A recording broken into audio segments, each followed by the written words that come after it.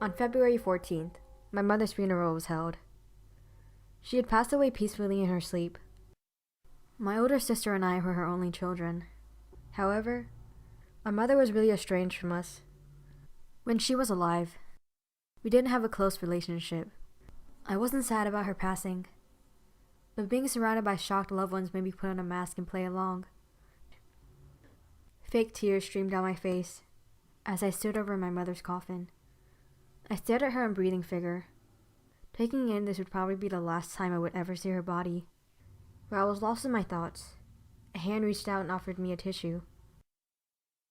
I looked up, and that's when I saw the most handsome man I had ever seen.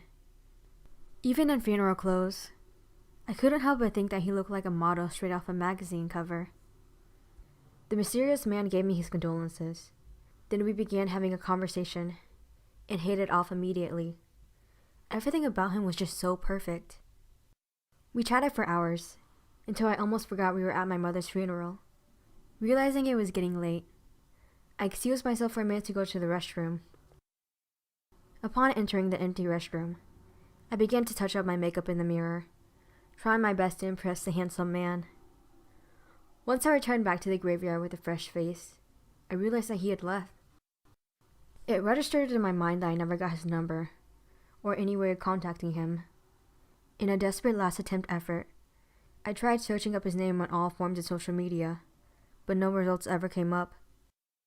I started to realize how hopeless this was, and began coming up with potential solutions on how I could encounter him again. That's when my idea struck. Of course, it was so simple. That night, I snuck into my sister's room.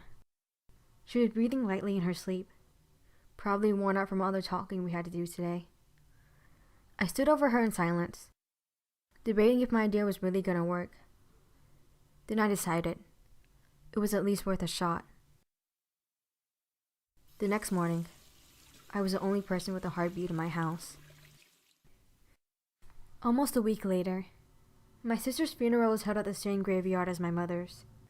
I wondered to myself if she would have liked to be buried so close to Mom, but she wasn't alive to tell me her answer anyways. I spent the funeral greeting the same relatives I had seen a week before, but they all wore the same sad expressions on their faces. I didn't care about any of them though. At last, the person I had been waiting for came back. The handsome man from my mother's funeral.